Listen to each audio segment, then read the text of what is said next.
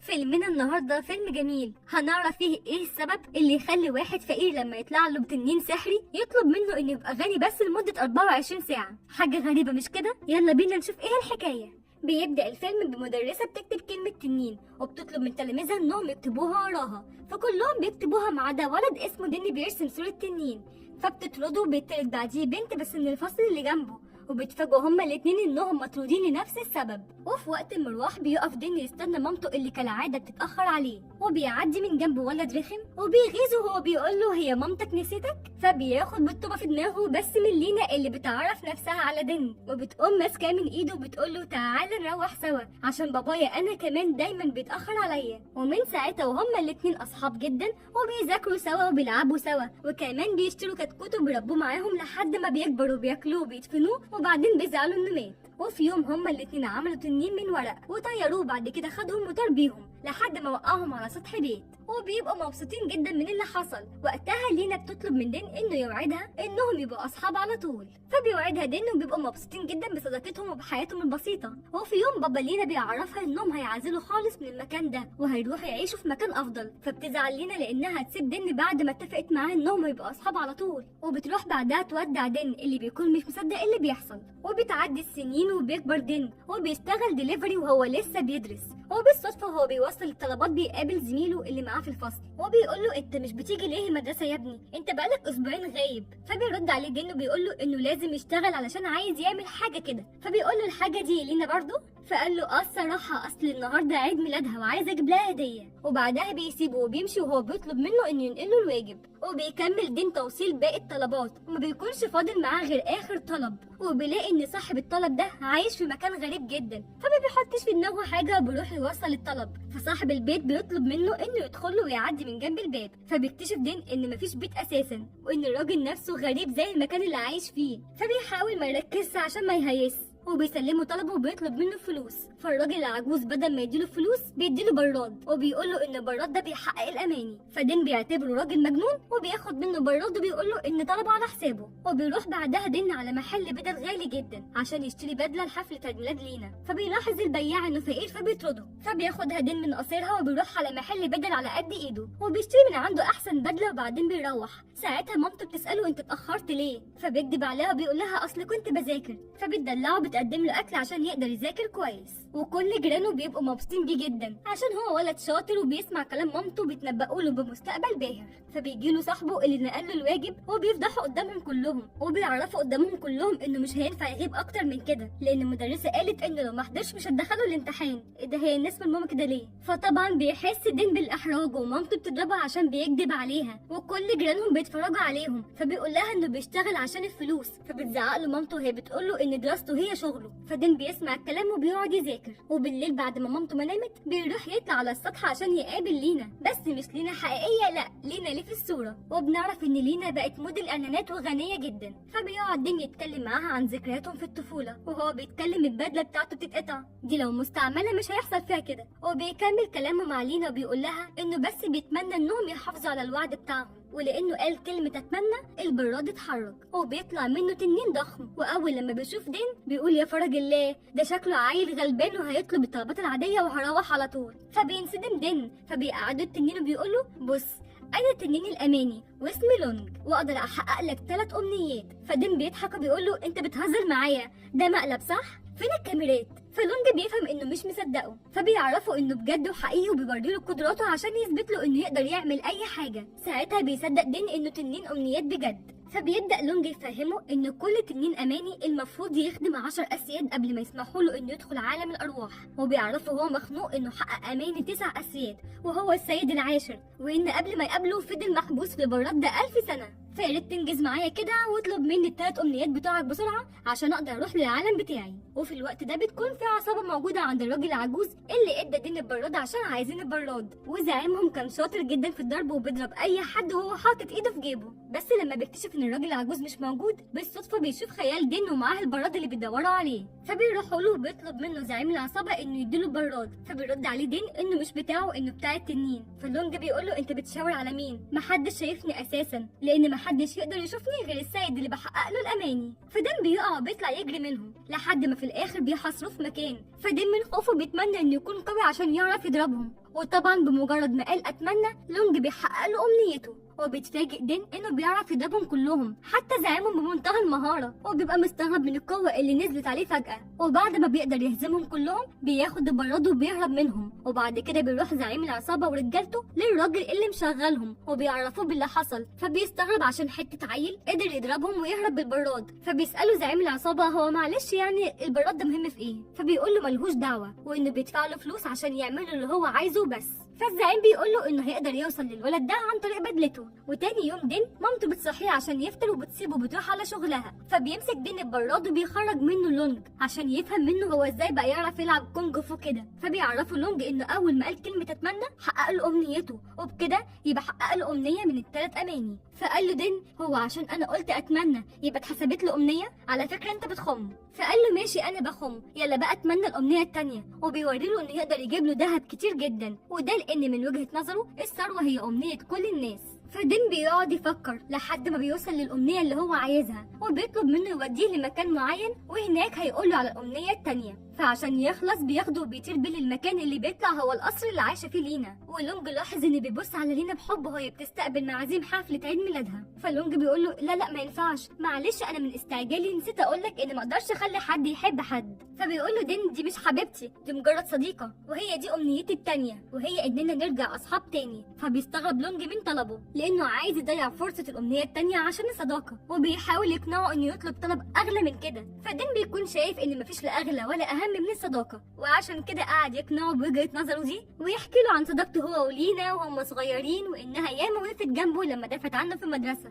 وفضل يحكي ويحكي لحد ما لونج تعب منه وندم انه سأله. فبيقول له طب انت عايز مني ايه كده من الاخر؟ فقال له بص خلاص انا عرفت، خليني من عيلة غنية لمدة 24 ساعة بس. فبيقول له لونج ايه 24 ساعة بس؟ انت عاقل يا ابني؟ فبيقول له دين اصل الفلوس مش هتفرق معايا ولا هتفرق مع لينا، وانا عايز ابقى غني بس عشان اعرف ادخل حفلة عيد الميلاد واقابل لينا وافكرها بيا ونرجع اصحاب من تاني. فبيضحك لونج على كلامه عشان دي اغبى امنية اسمها في حياته، وبيقول يلا وانا مالي، وبيحقق لدين امنيته وبيلبسه بدلة شيك جدا وبيجيب له افخم عربية. فقال له دين تمام انا كده بقى محتاج بس لمساعد شخصي. فبيحاول لونج نفسه الانسان وبيبقى هو مساعده الشخصي. وفي الوقت ده بقى زعيم العصابة بيروح المحل اللي اشترى منه دين البدلة، وبيعرف من صاحب المحل اسمه وعنوانه، وبيروح يستنى دين في بيته. وبنرجع لدين اللي بيوصل للقصر وهو راكب عربيته الفخمة، وكل المعازيم بيندهشوا بشياكته جدا. واول لما بيدخل القصر بيشوف لينا، وبيشوف كمان ان كل شويه حد بيرقص معاها عشان يطلب منها انها تعمل اعلان عن المنتج بتاعه. وبيجي دين وبيرقص معاها بس بيلاقيها مش فاكراه، فبيزعل وقبل ما يقول لها هو مين بتيجي الفقره اللي لينا هترقص فيها مع باباها، واللي للاسف ما بيكونش موجود في الحفله. فبتحس لينا بالاحراج، فدين بينقذ الموقف وبيطلع على المسرح وبيعمل للحضور شو بحركات الكونج فو. وقتها لينا بتستغل انشغال الحضور وبتروح تعيط وسط كل الهدايا اللي جات لها. فبيروح وراها دين وبيلاقيها بتعيط عشان باباها على طول مشغول عنها حتى في يوم عيد ميلادها. فدين بيحاول يواسيها وبيخفف عنها، فبتشكره لينا انه خلصها من الموقف الوحش اللي كانت فيه. ولونج بيكون شايفهم وبيتاثر بكلامهم، فبتتعرف لينا عليه ولسه دين هيعرفها بنفسه ويديها هديه عيد ميلادها. بيدخل مساعد باباها عشان يعرفها ان باباها عايز يكلمها فيديو كول. فباباها بيهنيها بعيد ميلادها وبيقدم لها هديتها اللي بتطلع نفس هديه السنه اللي فاتت، وده لانه مش مركز معاها خالص ودايما مشغول عنها. فدين بيحاول يعدي الموقف ده وبيعرف باباها عليه. فمن لبسه باباها بيعرف انه غني جدا، فبيعجب بيه وبيبقى عايز يقربه من لينا اكتر. فبيطلب منه انه يتغدى مع لينا بكره. ولما حب يعرف اسمه دين بيكذب عليه وبيقول له ان اسمه دان. ولما بتخلص الحفله بيروح هو ولونج وبيقول له دين انه مبسوط جدا عشان هيتغدى بكره مع لينا، وبيقرر ان هو يستغل الفرصه دي ويقول لها الحقيقه وانه هو دين مش دان. فبيقول له لونج انه مش هيقدر اصلا يقول لها حقيقته لانه هو شاب بسيط وهي من عيله غنيه، وقصتهم دي معروف نهايتها واللي هي طبعا نهايه وحشه جدا. فبيفهمه دين ان اللي بيربطه بلينا علاقه اقوى من الفلوس وهي صداقه، وبيقول له انه اكيد مش هيقدر يفهم معنى اللي بيقوله لانه مش من البشر زيهم. فبيقول له لونج وهو متعصب انه كان بشر قبل ما يكون تنين، وبيعرفه كمان انه كان اكبر لورد في الصين وانه كان غني جدا وبيملك سلطه والكل كان بيحبه، وعشان كده كافئوه حولوه لتنين اماني. وبيقول له خلصني بقى واتمنى الامنيه اللي بتمناها كل الناس. فدين بيبص في ساعته وبيعرف ان هو اتاخر، فبيطلب من لونج انه يروحوا بسرعه قبل ما مامته ترجع من الشغل. فعلى طول لونج بيروحوا وبيقعد دين على الترابيزه وبيعمل نفسه قال ايه كان بيذاكر. فلونج بيفكروا انه لسه لابس البدله، فبيقلعها بسرعه وبيرميها من الشباك. فبتدخل مامته بتقول له ايه يا ابني اللي انت عامله في نفسك ده؟ فقال لها اصل الجو حر قوي يا ماما. فقالت له حر؟ ده الناس بره هتموت من البرد. وبتقول له انت مش مظبوط ياض، وبتشك انه بيشرب حاجه او بيتعاطى حاجه. وطبعا كالعاده بتتخانق معاه وجيرانهم بيتصنطوا عليهم وبيجيبوا فشار عشان يتسلوا. ومن الناحيه التانيه بنشوف بابا لينا وهو حزين لان شركته قربت تفلس بسبب القروض اللي واخدها ومش قادر يسددها، وبيكون مخبي كل ده على لينا. وبيقوم يتصل بزعيم العصابه اللي بيطارد دين، وبنكتشف ان بابا لينا هو اللي مشغلهم، وبيسالهم يا ترى وصلوا للولد ده وجابوا منه البراد اللي هيحل مشاكله ولا لسه. فبيعرفوا زعيم العصابه ان عرف بيته وان هو ورجالته قاعدين قدام بيته ومراقبينه كويس.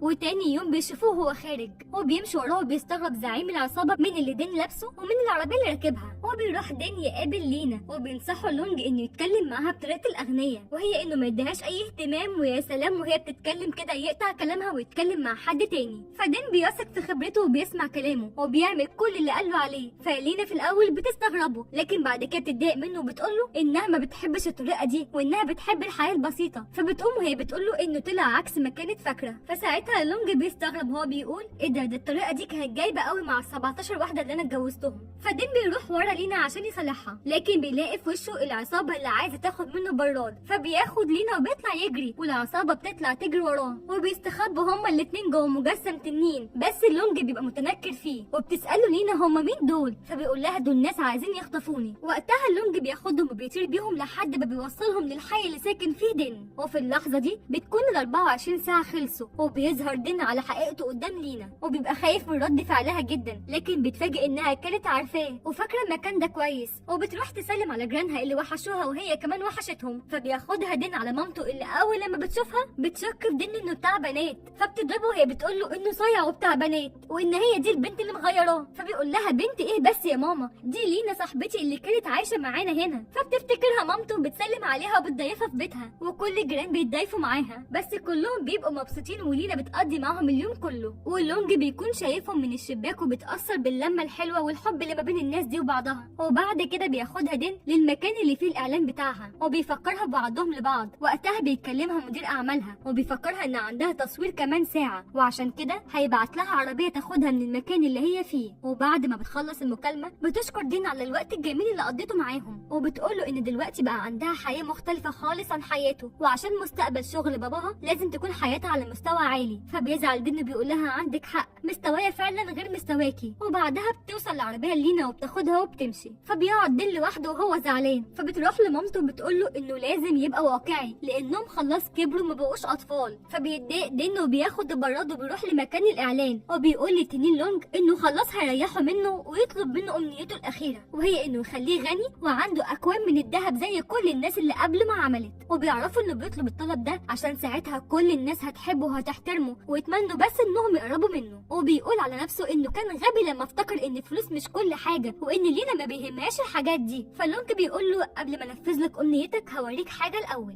وفي الوقت ده بابا لينا بيكون خلاص بيبيع شركته، وبيكلموا زعيم العصابه بيبلغوا انه لقى الولد اللي معاه البراد، وبيعرفوا كمان انه شاف معاه بنت واقفه فوق سطح البيت. ساعتها بتدخل عليه لينا وبتقول له ان وحشها قوي الحي اللي كانوا عايشين فيه، وبتعرفه انها قابلت دين النهارده وقضت معاه هو ومامته اليوم كله. فبيفهم باباها ان لينا هي البنت اللي كانت واقفه مع دين، وان دين هو الولد اللي معاه البراد. فبيسيبها وهو مستعجل وبيقول لها انه هيروح يصلح كل حاجه. وبنرجع لدين اللي بياخد لونج للمكان ده وبيقول له انه مستعد ينفذ له امنيته بس بعد ما يحكي له حاجه الاول. وبيبدا لونج يرسم له بسحره حياته كانت عامله ازاي لما كان انسان، وبيقول له بص ده القصر اللي كنت عايش فيه، انا اتولدت في عيله ملكيه وعرفت من صغري ان الذهب هو كل حاجه، وما كنتش بفكر في اي حاجه غير اني ازود الثروه بتاعتي ازاي. وانا كان عندي رعايا مخلصين وبنتي جوزتها من ارقى العائلات عشان ازود ثروتي، وبعت ابني عشان يجمع لي كنوز بس رجع لي ميت. وبسبب ده كنت لورد في الصين وعندي ذهب واراضي وملك محدش قبل حققه. بس برغم كل اللي املكه ده لما كنت بموت كنت مستني موكب الرعايا المخلصين وعيلتي يكونوا جنبي، بس ده ما حصلش ومت لوحدي. ولما رحت لعالم الارواح برضه هناك كنت مستني موكب يرحب بيا، بس برضه ده ما حصلش. والالهه عاقبتني وحولتني لتنين اماني، ودي ما كانتش مكافاه زي ما قلت لك.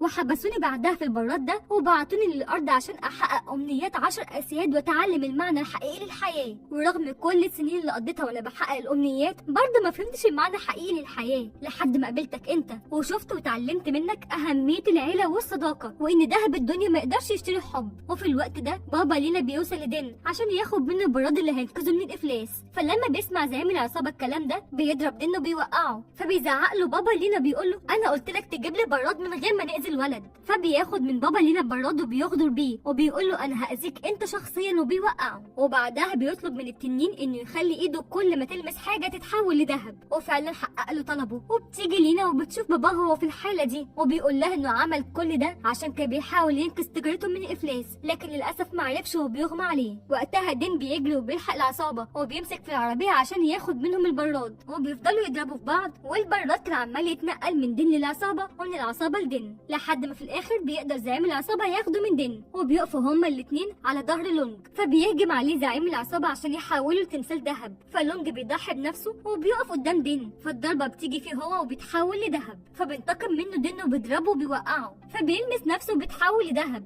ولونج بيقع بعدها في المية، فبينزل وراه دين عشان ينقذه، لكن ما بيعرفش وبيموت لونج وبيرجع لعالم الارواح بس على هيئة انسان. وبيظهر له الراجل العجوز اللي ادى الدين البراد، وبيقول للونج ان خدمته للناس كتنين اماني انتهت، وبيهنيه لانه فهم معنى الحياة وقت ما فضل مصلحة غيره على مصلحته. وبيقول له دلوقتي بس مسموح لك انك تدخل لعالم الارواح، لكن لونج ما بيرضاش يدخل وبيطلب منه يحوله تاني لتنين وينزله الارض عشان يحقق لدين اخر امنية ليه. فبيوافق الراجل العجوز بس بشرط. وفعلا بعدها بيظهر لونج لدين من تاني وبيديله البراد، فبيطلب دين امنيته الاخيره وهي انه ينقذ بابا لينا. وفعلا بابا لينا بيفوق وبتفرح لينا جدا، وبعدها بيختفي البراد من ايد دين. وبعد كده بيروح بابا لينا عشان يشكر دين انه ضحى باخر امنيه ليه عشان ينقذ حياته، فبترحب بيهم مامة دين وبتعزمهم على الاكل. وفي النهايه بترجع لينا هي وباباها يعيشوا في الحي من تاني، وبيفتحوا مطعم لمامة دين اللي بتطلب منه يروح يجيب لها فناجين الشاي. فبيروح يجيب لها فناجين بس بيلفت نظره براد مرسوم عليه التنين لونج، فبياخده وبيخرج بيه وبتفاجئ فعلا ان لونج موجود فيه. فبيستغرب لينج وبيقول له هو انت ايه اللي جابك هنا؟ هو مش المفروض دلوقتي تكون في عالم الارواح؟ فقال له عادي يعني رجعت عشان الارض وحشتني. فقال له دين انت رجعت عشان تحقق الاماني صح؟ فقال له ايه ده، هو باين عليا قوي كده، اصل انا بصراحه ما كانش ينفع انزل لك تاني واحقق لك امنيتك الاخيره غير بالشرط ده. فبيندهش دين وبيقول له معقول عملت كل ده عشاني؟ فبيبصوا لبعض بصات مؤثره وبيحضنوا بعض. وهنا مامته بتشوفه وبتشك فيه ان هو ولد مش طبيعي. فبعدها بيرجع لونج جوه البراد من تاني وبيحط دين البراد على العربيه معديه عشان تحقق الامنيات، والتنين يعيد القصص من تاني. وبيطلع اللي سايق العربيه هو الراجل العجوز.